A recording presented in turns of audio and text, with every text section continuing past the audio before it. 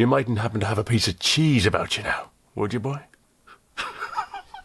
Welcome to another episode of SV Roquetta. We live in difficult times. I shall not speak its name, but the cross-cultural, multi-border, intergalactic death bug, don't say pandemic, we don't want to start panic, is affecting everyone's lives now, isn't it? And giving us all a lot more time to think. I've been doing a lot of thinking.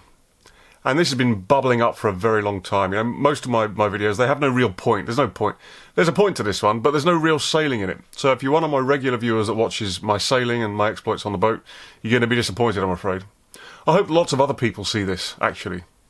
Because for once I have a message, and here it is. I work for an electronics retailer. Actually, they don't just retail electronics.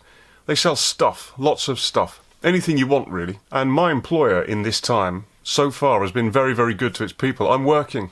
In fact, I'm going to make more money during this pandemic than most people will. And at the moment, anyway, I'm not too worried about my job. But it's an online retailer. I do the deliveries. What that means is that I have my finger on the consumer's pulse all the time. I know what you're buying, I know when you're buying it, and I know how much you're buying. And in these times when we're all being given advice to stay indoors and not have any contact with anyone, and being sort of told about the dangers of what's around us now, I have been knocked sideways a couple of times by the stuff that I'm delivering, the things that I'm doing. Essentials, essential shopping. And of course, with all the time we've got on our hands, it sort of leads me to think, and everyone's been doing the same, I'm sure, about us as people, as a nation, as a species, really, and what we're doing. So here are my thoughts. So obviously it hasn't all come out of the blue. I remember watching a programme once. Go on! On the BBC. Was it Pornhub? No, I think it was the BBC. About a group of scientists that went to an atoll, just a lump of sand in the middle of nowhere. It had probably two trees and one bush on it. Nobody had ever lived there before, but people have visited from time to time. And it was home to a bunch of rare seabirds, and the scientists were catching these birds as they came out of their burrows. So they'd never seen daylight before in their lives, the first time they'd seen daylight on an uninhabited island. And they were flushing their gullets and pulling great lumps of plastic out of their bellies. Because if they didn't, the birds would die. It's one of the few things I've seen that has actually stunned me into silence for days. I mean, anybody can not know that and feel complete shame about it. Well, I just don't know. I don't know. So, back to here and now then. The intergalactic cross-border death bug strikes. And what do people do? What do you think they do? They buy out every roll of toilet roll in a supermarket. Every roll of toilet roll. I mean, how many arseholes have you got? The last time I checked... Keep running, that's it, go on! The last time I checked, I've got one. And if nothing's going in here, you aren't going to need any toilet roll. It really made me think that. There's psychology involved here. We are so programmed to consume that when we can't consume, we don't know what to do. We get a bit panicked. We've consumed so much plastic that we are quite literally consuming plastic now. We all are. And you absolutely can't beat people with logic and reason and science and make them change their ways. You can't do it.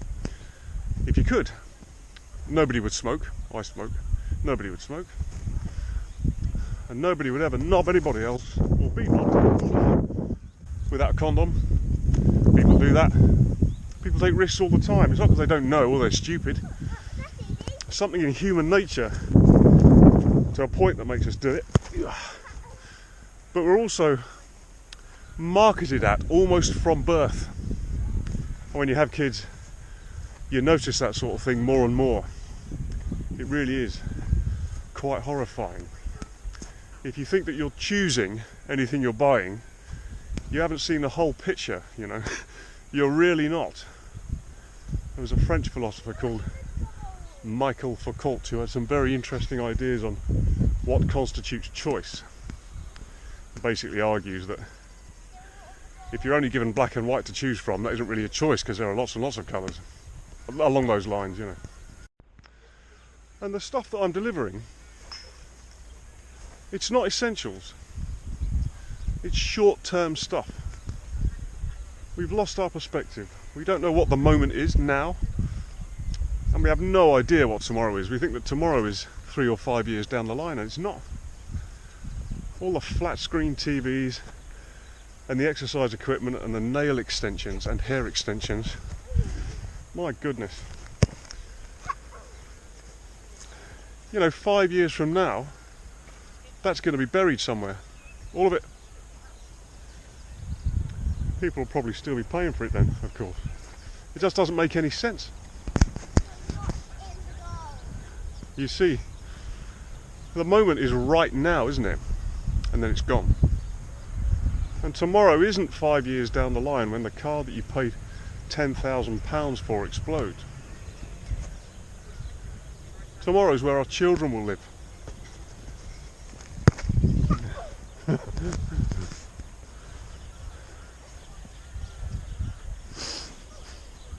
And they don't need lots and lots of toys and games consoles and all sorts of other things. They don't need it. Anybody with kids will have noticed, you buy them something, they'll get it. And they spend an hour playing with the box it came in, you know? And coupled with that, of course, in the current climate, ready? Here it comes. Oh, saved it. Yeah. We all know that anything that goes in or out our front doors, we can't lock down the town we live in, can we? But we can lock down our houses, and anything that goes in or out that front door, that's the only way for the virus to get in. So for my house, goods in is closed till further notice. And the only thing that goes in there is food. That's it. Well, and people. But only then, a limited number.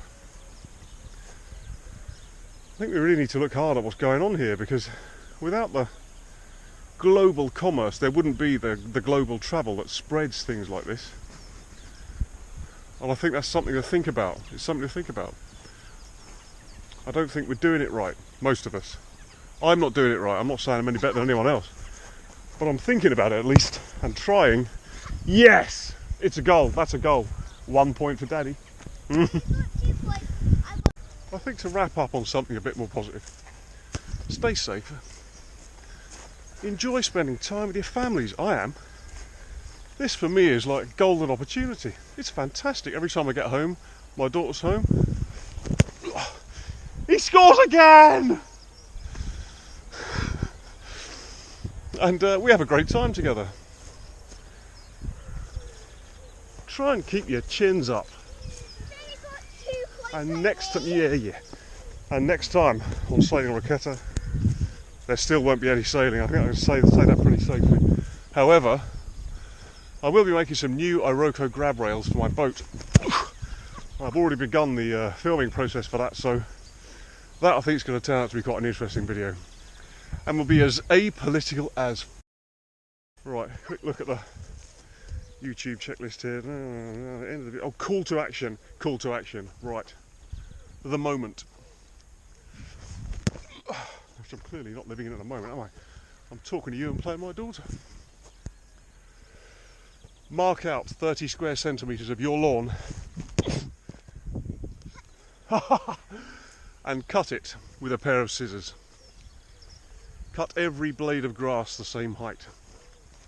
Smell the smells. Look at the colours. Take your time doing it. And try and really be fully absorbed in that act. And I'll bet you anything you like, you won't get 2 minutes in before you're thinking about something else.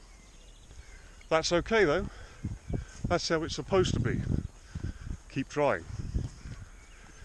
You'll be happier, more relaxed. You'll stop thinking about all this nonsense, even if it's only for 10 minutes. And you never know, afterwards, you might get a bit of perspective. and think about tomorrow.